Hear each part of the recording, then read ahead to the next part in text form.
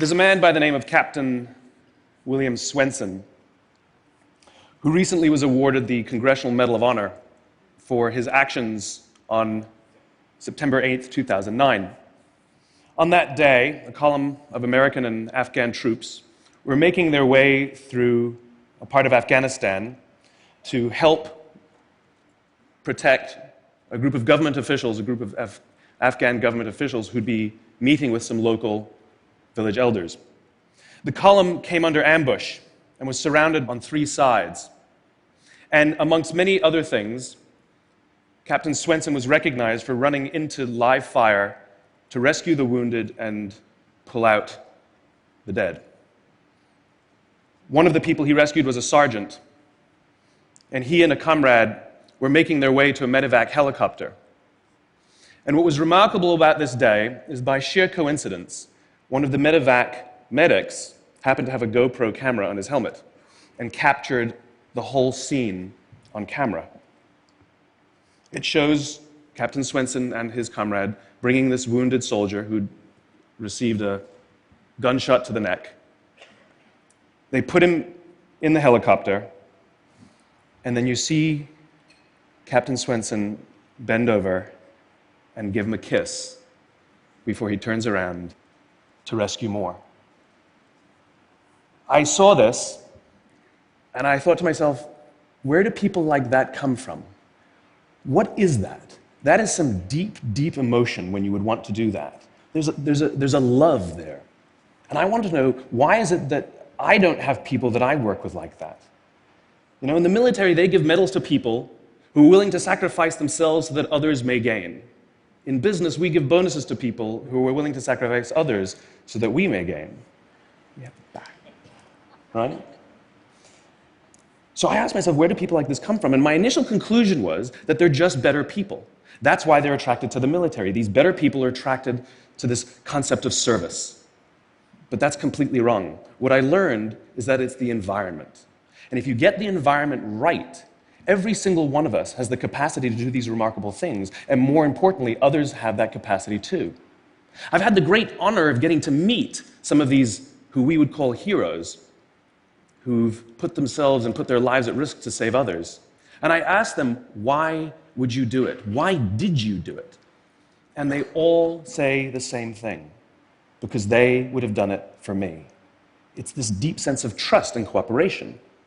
So trust and cooperation are really important here. The problem with concepts of trust and cooperation is that they are feelings, they're not instructions. I can't simply say to you, trust me, and you will. I can't simply instruct two people to cooperate, and they will. It's not how it works. It's a feeling. So where does that feeling come from? If you go back 50,000 years to the Paleolithic era, to the early days of Homo sapien, what we find is that the world was filled with danger. All of these forces working very, very hard to kill us. Nothing personal. Whether it was the weather, lack of resources, maybe a saber-toothed tiger, all of these things working to reduce our lifespan. And so we evolved into social animals, where we lived together and worked together in what I call a circle of safety, inside the tribe, where we felt like we belong. And when we felt safe amongst our own, the natural reaction was trust and cooperation. There are inherent benefits to this. It means I can fall asleep at night and trust that someone from within my tribe will watch for danger. If we don't trust each other, if I don't trust you, that means you won't watch for danger. Bad system of survival. The modern day is exactly the same thing. The world is filled with danger, things that are trying to frustrate our lives or reduce our success, reduce our opportunity for success. It could be the ups and downs of an economy, the uncertainty of the stock market. It could be a new technology that renders your business model obsolete overnight. Or it could be your competition that is sometimes trying to kill you. It's sometimes trying to put you out of business, but at the very minimum is working hard to frustrate your growth and steal your business from you. We have no control over these forces. These are a constant, and they're not going away. The only variable are the conditions inside the organization. And that's where leadership matters, because it's the leader that sets the tone. When a leader makes the choice to put the safety and lives of the people inside the organization first, to sacrifice their comforts and sacrifice the tangible results so that the people remain and feel safe and feel like they belong, remarkable things happen. I was flying on a trip, and I was witness to an incident where a passenger attempted to board before their number was called. And I watched the gate agent treat this man like he had broken the law, like a criminal. He was yelled at for attempting to board one group too soon. So I said something. I said, why do you have to treat us like cattle? Why can't you treat us like human beings? And this is exactly what she said to me. She said, "Sir, if I don't follow the rules, I could get in trouble or lose my job." All she was telling me is that she doesn't feel safe. All she was telling me is that she doesn't trust her leaders. The reason we like flying Southwest Airlines is not because they necessarily hire better people, it's because they don't fear their leaders. You see, if the conditions are wrong, we're forced to expend our own time and energy to protect ourselves from each other. And that inherently weakens the organization. When we feel safe inside the organization, we will naturally combine our talents and our strengths and work tirelessly to face the dangers outside and seize the opportunities.